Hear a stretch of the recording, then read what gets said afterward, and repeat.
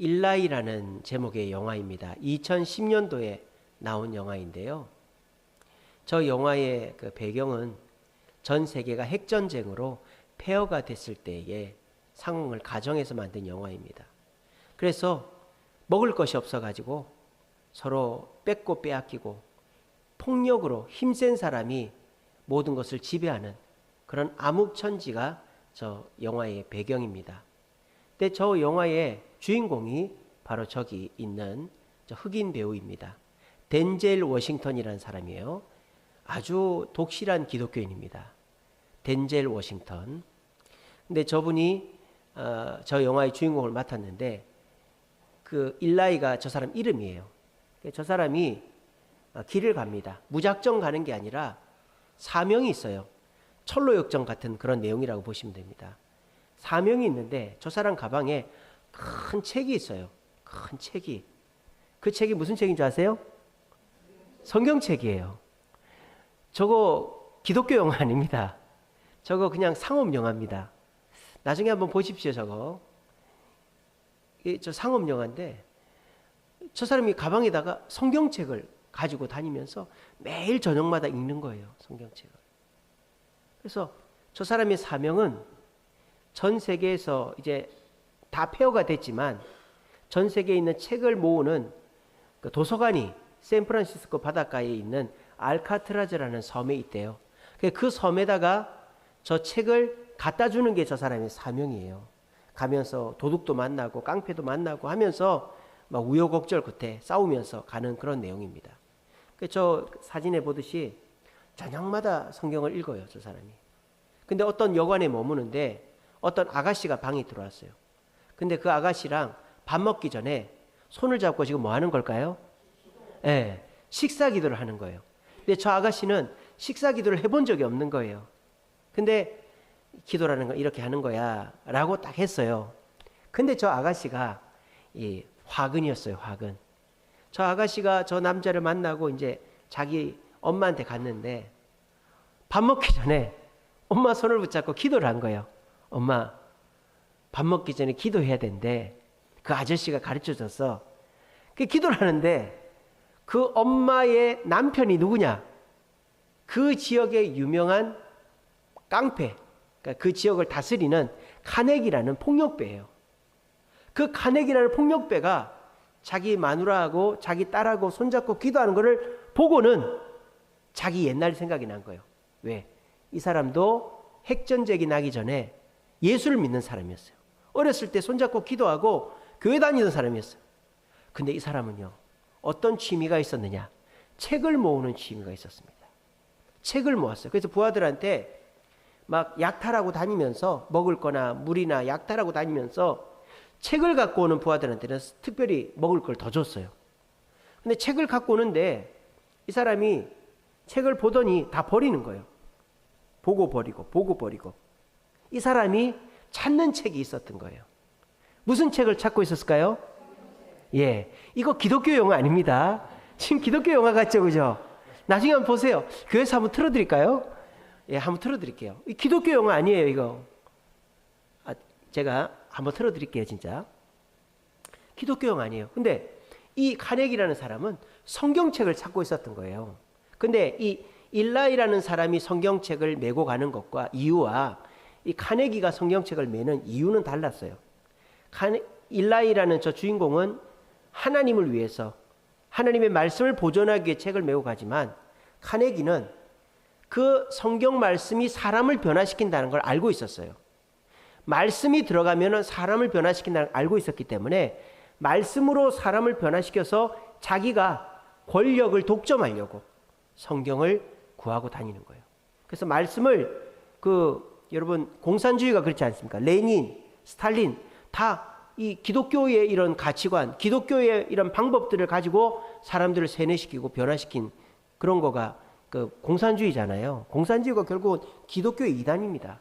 그런 것처럼 저 카네기라는 악당이 성경 말씀을 자기가 벤치마킹 해가지고 자기가 다스리는 영토를 넓히고 사람들을 더 효율적으로 지배하려고 성경을 찾고 있었던 거예요. 근데 자기 부인이랑 자기 딸이 손잡고 기도하는 걸 보면서 아하, 예수 믿는 놈이 왔구나. 그래서 저 일라이를 감시를 하게 합니다. 근데 일라이를 감시하는데 저녁마다 뭘 읽는 거예요. 그걸 딱 보는 순간 저놈이 갖고 있는 책이 성경책이구나. 딱 눈치를 채고 그 책을 뺏으려고 합니다. 근데 우여곡절 끝에 도망을 가요. 도망을 가다가 저 책을 뺏깁니다. 제가 내용이 정확히 생각 안 나는데 저 여자 때문에 뺏기는지 어떻게 해서 책을 뺏겨요. 뺏기고 총을 맞고 가던 길을 계속합니다. 그래서 악당 카네기는 그 책을 보고는 야, 나는 이제 권력을 독점할 수 있게 됐어. 아싸! 이렇게 하면서 그 책을 딱 펼쳤어요. 근데 읽을 수가 없었어요. 왜 읽을 수가 없었을까요? 글자를 모르기 때문에? 아닙니다. 글자 압니다. 책을 받아가지고 다 본다 그랬잖아요. 책은 책인데 점자책이었어요. 점자책. 저 일라이라는 사람이 맹인인 거예요. 시각장애인인 거예요. 시각장애인이 길을 어떻게 가나? 영화입니다, 여러분. 저 사람이 총을 맞아도 안 죽어요. 칼에 맞아도 안 죽어요. 그러니까 영화상 설정이 하나님이 지켜주기 때문에 안 죽는다 뭐 이런 건데 끝에 가서는 죽습니다. 근데 저 사람이 그 카네기라는 악당이 성경책을 딱 펼쳤는데 그냥 백지인 거예요. 백지. 점만 또돌또돌하게 나와 있는 거예요.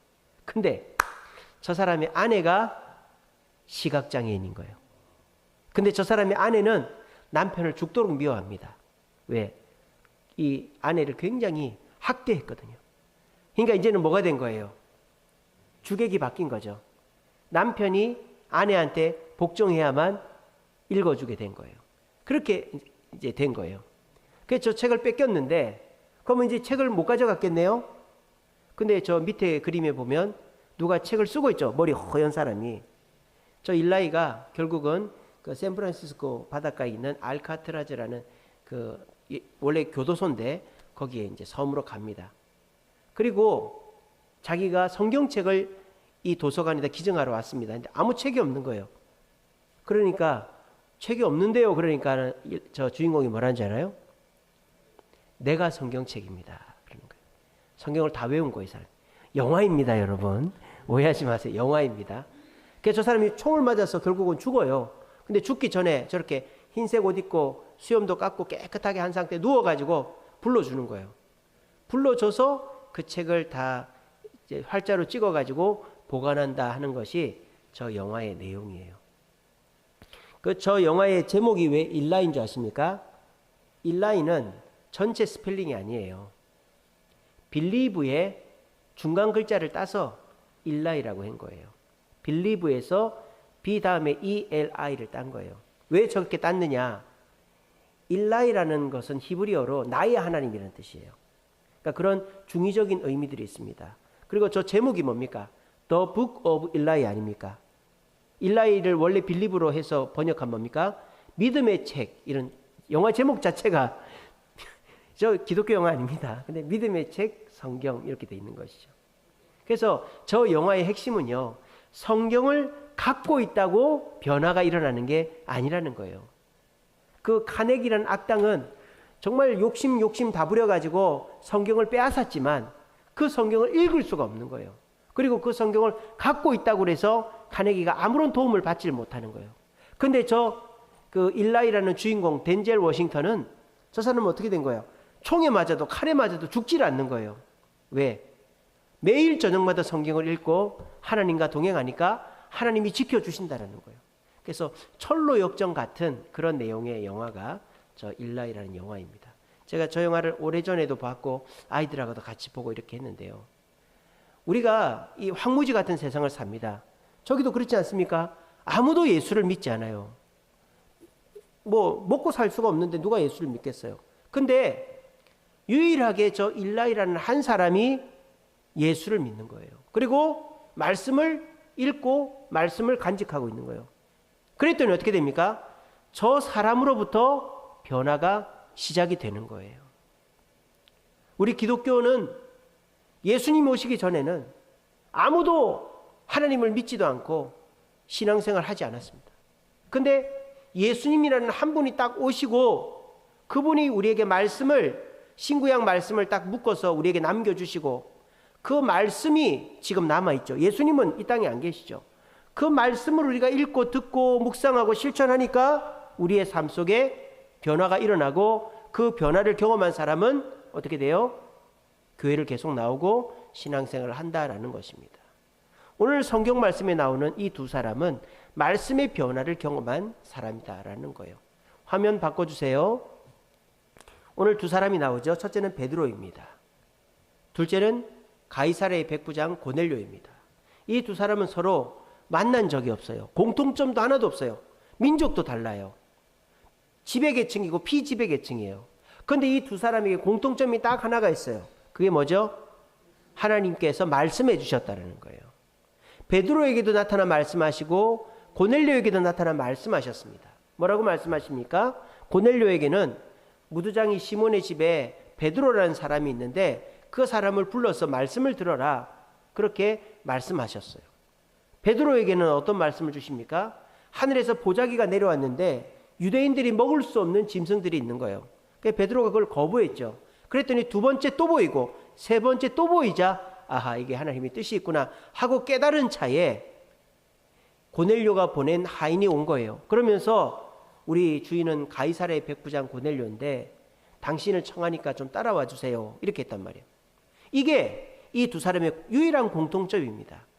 민족도 다르고 뭐 성별도 다르고 상도 다르고 공통점이 아무것도 없지만은 이 두 사람의 공통점은 말씀을 받았다라는 거예요.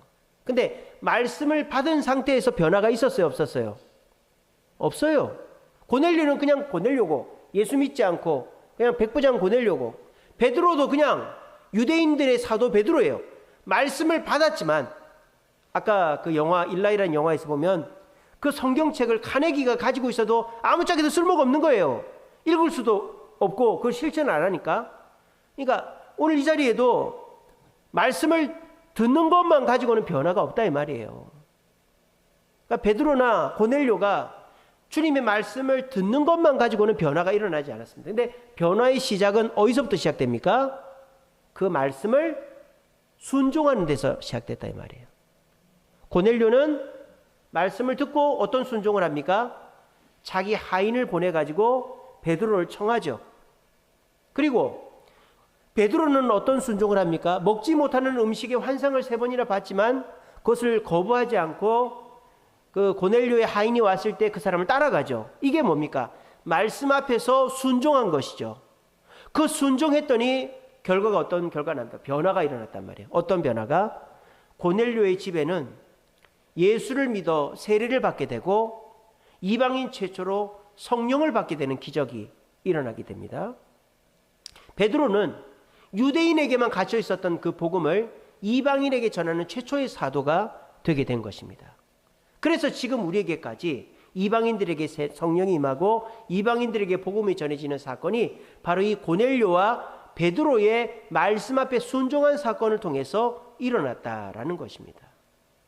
일라이가 성경을 읽고 그걸 다 암기를 하고 그렇게 살아가니까 물론 영화적 설정이지만 총에 맞아도 칼에 맞아도 죽지 않는 것처럼 말씀을 믿고 순종의 길을 가는 사람은 하나님이 지켜 보호하시는 거예요. 처음에는 이게 될까 싶지만 우리가 말씀을 믿고 인내하면서 순종하면 반드시 결과가 있습니다. 그 결과를 경험하면 이거 봐라. 말씀대로 하니까 생각지도 못한 일이 일어나네. 이런 체험을 하게 되면 어떻게 돼요? 말씀을 또 읽고 또 실천하고 싶은 것이죠. 그렇게 자꾸 하다 보면 그 사람은 나중에 되면 말씀을 읽지 말라 해도 읽게 되고 실천하지 말라 해도 실천하게 되는 것입니다. 그런데 말씀을 자주 듣고 말씀을 많이 알아도 그 말씀을 실천하지 않아서 말씀이 주는 변화와 응답을 경험하지 못하면 어떻게 될까요? 그 사람은 이 핑계 저 핑계 되면서 교회를 안 나오고 결국은 신앙을 버리게 되어 있다라는 것입니다. 우리나라는요, 말씀 중심의 기독교를 갖고 있죠. 우리나라에 조선시대 때 천주교가 들어왔어요.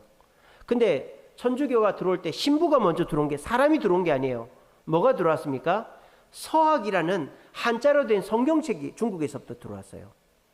한자로 된 이제 성경책이 들어왔는데 그 성경책을 이 양반들이 읽은 거죠.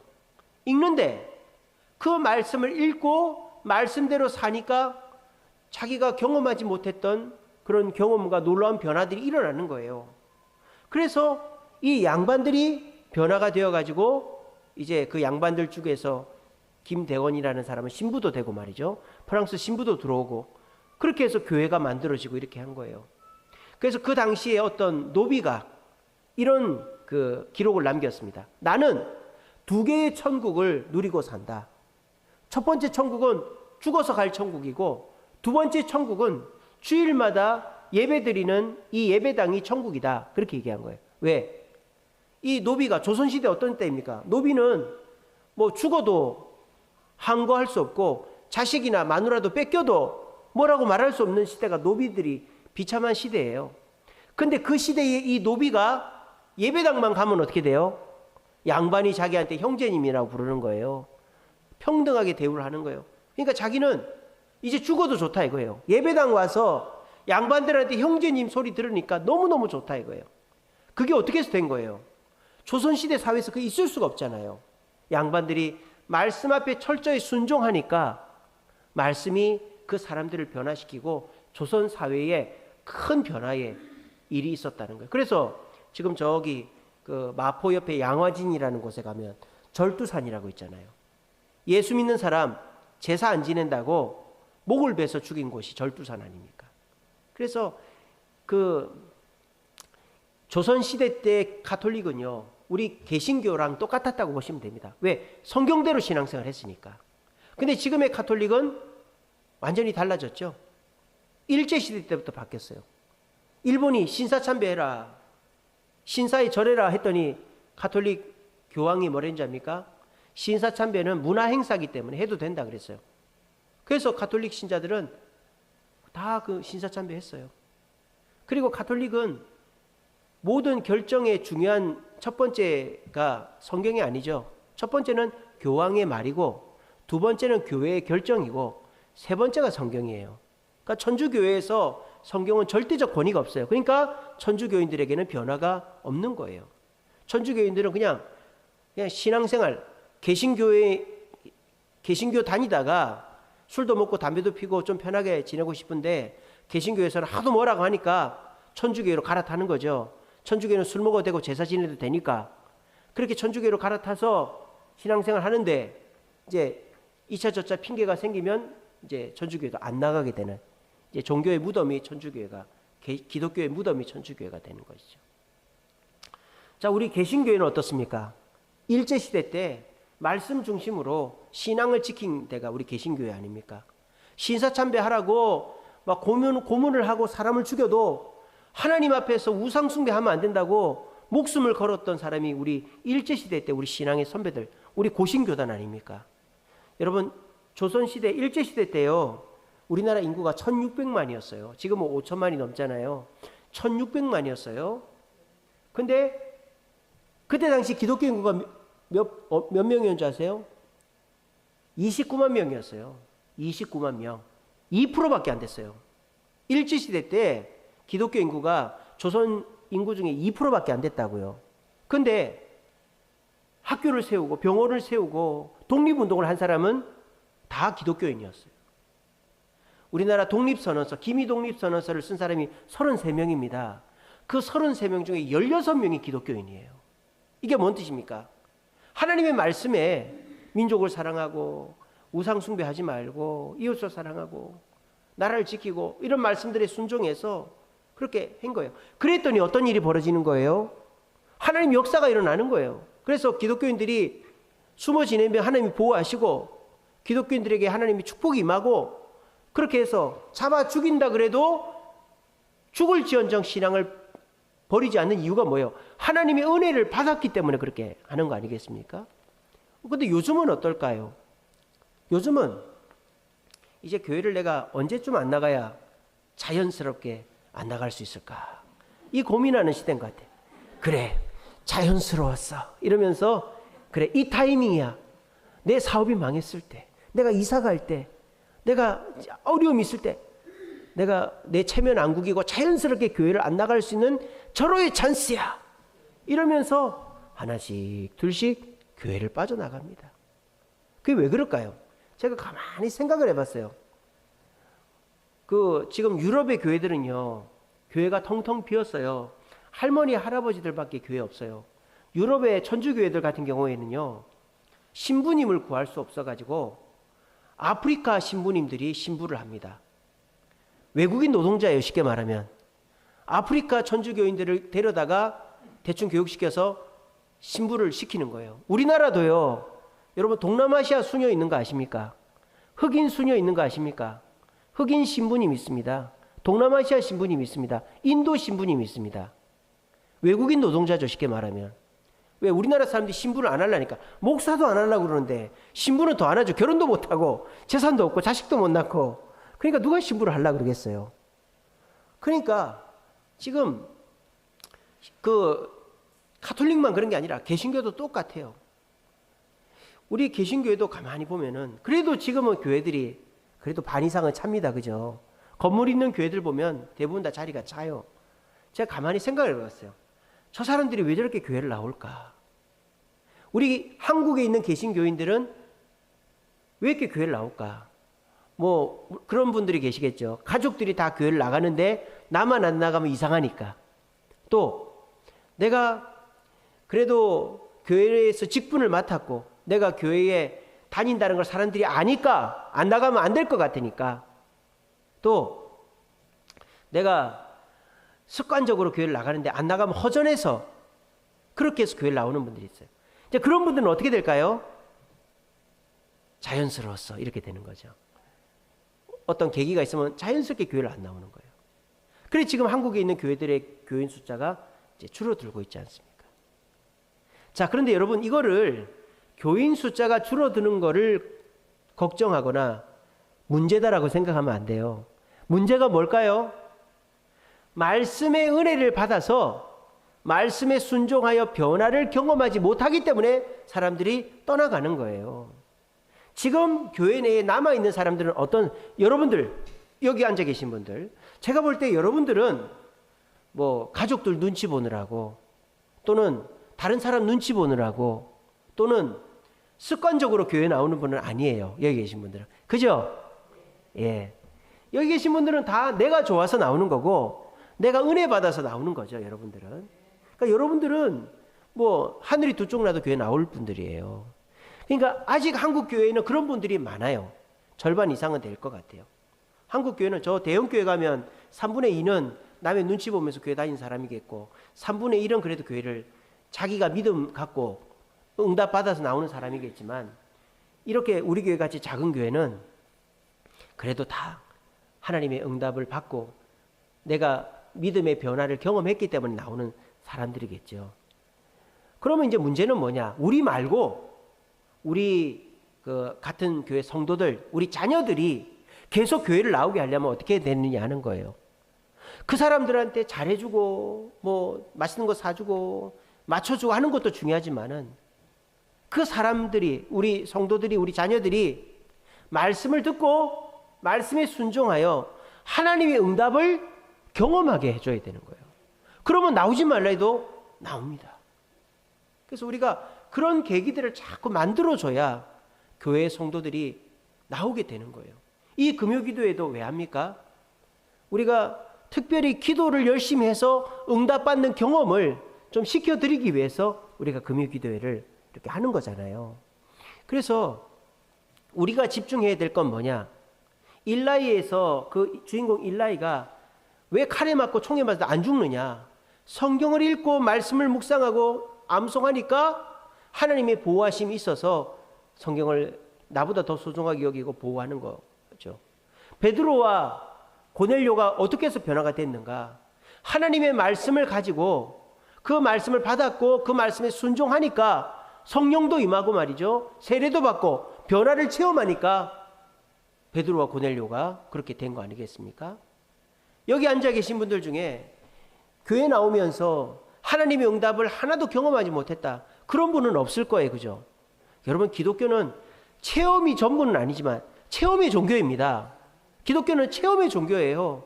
하나님 믿으면 응답이 있고 하나님이 내 기도를 응답해 주시고 내 삶의 변화가 있고 역사가 있는 종교가 기독교예요. 그런 거 없으면요, 그 사람은 자연스러웠어 하면서 교회를 떠나가는 거예요. 우리가 이 교회에 붙어 있고 우리 주세움교회가 계속적으로 온 사람이 떠나지 않고 계속 늘어가려면 어떻게 될까요? 말씀이 바르게 선포가 되어야 되는 거예요. 그리고 듣는 성도들이 그 말씀을 듣고 목사님의 말씀으로 남의 말로 듣는 게 아니라 딴 생각하고 비판하고 듣는 게 아니라 내 말씀으로 듣는 거예요. 오늘도 이 말씀도 여러분들한테 말씀을 가슴에 담고 묵상하고 순종하면 하나님의 변화와 축복을 경험한다 그랬잖아요. 그럼 여러분들이 어떻게 됩니까? 일주일 동안 말씀을 읽는 거예요. 그리고 어떤 말씀을 딱 붙잡는 거예요. 이웃을 사랑해라, 원수를 사랑해라, 주의를 지켜라, 말씀을 읽어라, 기도해라. 그런 말씀을 딱 붙잡고 그대로 하는 거예요. 근데 이 눈에 아무 증거 아니 배워도라는 것처럼 그렇게 해도 아무 변화가 없어. 그래도 그 말씀을 붙잡고 했는데 이것 봐라, 원수가 나를 사랑하네, 저 사람이 변화가 되네, 이 일이 되네. 그런 하나님의 변화와 역사를 딱 체험하는 거예요. 그러면 어떻게 됩니까? 말씀으로 변화와 역사를 체험했죠. 그러면은 또 해보는 거죠. 그래, 말씀을 가지고 기도하고 또 해보자. 또 응답을 받았어요. 그런 식으로 자꾸 응답을 받는 사람은 어떻게 돼요? 교회 나오지 말래도 나오는 거예요. 그런 사람이 늘어갈 때 교회는 부흥하고 성장하게 되어지는 것입니다. 그래서 이렇게 되기 위해서는 하나님의 역사가 필요해요. 우리가 아무리 자식들한테 성경 읽어라, 말씀 들어라, 이번 주 말씀이 뭐냐, 너 말씀대로 살아라 해도요, 그게 쉽지가 않아요. 안 듣는단 말이에요. 근데 우리가 해야 될 게 뭘까요? 포기를 하면 안 되는 거예요. 하나님, 내 자식, 우리 교회 집사님, 권사님, 우리 교회 성도들 변화되게 해달라고 기도하는 거예요. 그럼 하나님이 어떻게 하실까요? 변화될 수 있는 환경을 만들어 주시는 거예요. 몸이 아파진다든지, 어려움을 당한다든지, 사업이 실패한다든지, 누구랑 헤어진다든지, 이런 상처나 아픔을 딱 만났을 때 그 옆에 있는 여러분들을 보는 거예요. 그래, 엄마가 기도해 줄게. 아빠, 오늘 어머니의 기도 그 특송처럼 엄마가 기도해 줄게, 아빠가 기도해 줄게. 우리 같이 한번 기도해 보자. 너도 기도해라. 그렇게 해서 그 어려움 속에 그 자녀가 간절히 기도했을 때에 하나님을 체험하면 어떻게 됩니까? 내가 기도하니까 하나님이 응답해 주시는 거 보니까 하나님이 살아계시네? 그러면 그 자녀는 이제 말씀으로 변화되는 길에 들어선 거예요. 그렇게 해서 한 번 더 말씀을 실천하고 인내해서 변화를 경험하면 교회를 나오지 말라고 해도 나오게 되는 것입니다. 우리는 그때까지 인내하며 기도해야 되는 것입니다. 여러분 참 지치시죠? 이걸 모르는 게 아니잖아요. 오늘 여기 계신 분들도 두 가지를 생각해야 돼요. 첫째는 내 자신을 생각해야 돼요.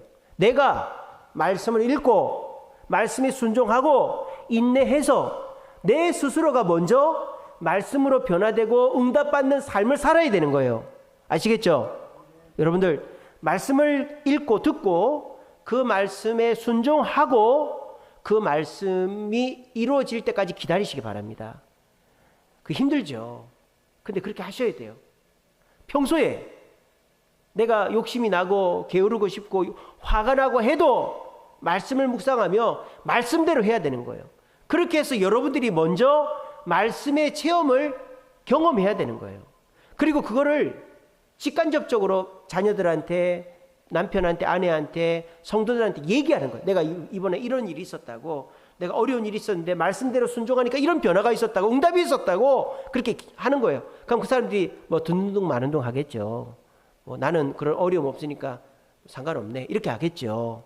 근데 어떤 생각은 남느냐? 저분은 기도해서 응답받는 분이구나, 저분은 말씀에 순종해서 변화받는 분이구나 하는 걸 기억은 하는 거예요. 근데 막상 자기가 어려움이 닥쳤을 때 누가 기억이 나겠어요? 누가 기억이 나겠어요? 말씀에 변화받고 응답받은 사람이 기억이 남는 거예요. 그럴 때 우리가 나타나가지고 기도해주고 변화를 시키는 거예요. 그러니까 우리는 그때까지 내 자신이 변화되고 응답받고 누리면서 내 자신이 준비하고 있어야 되는 거예요. 여러분 막 자녀들 변화시키고 싶고 성도들 변화시키고 싶고 그렇게 해서 교회가 좀 부흥하고 싶고 그렇게 하고 싶은데 잘 안 되시죠? 그래서 많이 낙심이 되시죠? 저도 낙심이 됩니다. 누구 한 명 등록해서 나올만 하면 안 나오고, 또 등록한 사람, 저 사람이 괜찮다 싶은데 또 막 여러 가지 좀 쓴뿌리들이 있고, 그럴 때 우리가 지치고 낙심됩니다. 저도 그렇습니다.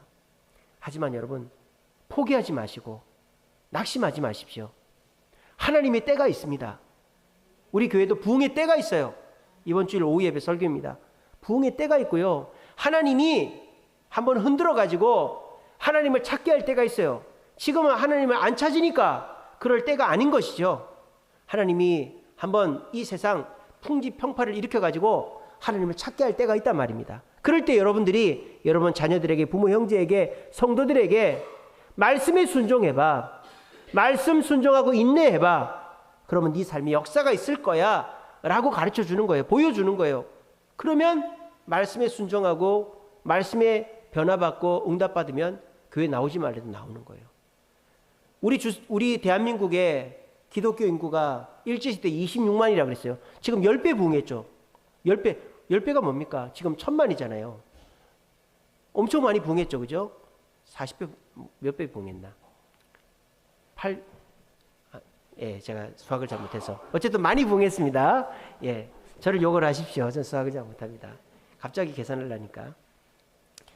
26만 명에서 지금 800만 명이니까 한 40배 부흥한 거겠죠. 40배 부흥했어요. 이런 일이 어떻게 일어났겠어요? 일제시대와 6.25와 우리나라 군사 독재와 또 산업화의 이 어려움을 우리나라가 겪은 거죠.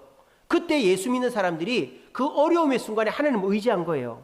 그래서 하나님의 응답을 경험한 거예요. 그래서 우리나라가 그 어려움의 시기에 말씀 앞에 순종하고 변화되어서 26만에서 1000만 갔다가 지금 800명까지 800만이 된 거예요. 이것이 뭘 뜻합니까? 말씀은 살아있다라는 겁니다. 말씀은 역사한다는 겁니다. 말씀을 믿고 순종하며 따라가면 반드시 변화가 있다라는 것입니다. 여러분, 이제 끝났어. 낙심하고 포기하고 좌절하지 마십시오. 이 말씀은 어제나 오늘이나 영원토록 동일하고 똑같고 살아있습니다. 이 말씀을 붙잡고 순종하고 기다리는 자 반드시 변화됩니다. 그 때를 기다리지 못하고 순종하지 못할 뿐입니다. 우리 모두 우리가 먼저 말씀 묵상하고 인내함으로 변화되는 모습을 우리 부모, 형제, 자녀들, 성도들에게 보여줍시다. 그리고 하나님께서 때가 되어서 우리 형제들에게, 우리 자녀들에게, 우리 성도들에게, 우리 이 대한민국 땅에 어려움을 줘서 그 사람들이 하나님을 찾게 될 때에 우리가 보여주는 거죠. 하나님을 찾으면 우리처럼 이렇게 된다고. 그렇게 해서 말씀으로 변화받고 응답받아서 변화된 사람들이 주님께 나오는 놀라운 역사를 만들어갈 때까지 기다리는, 말씀의 변화를 체험하고 변화를 이끌어갈 수 있도록 순종하고 기다릴 수 있는 저와 여러분들 되시기를 간절히 바랍니다.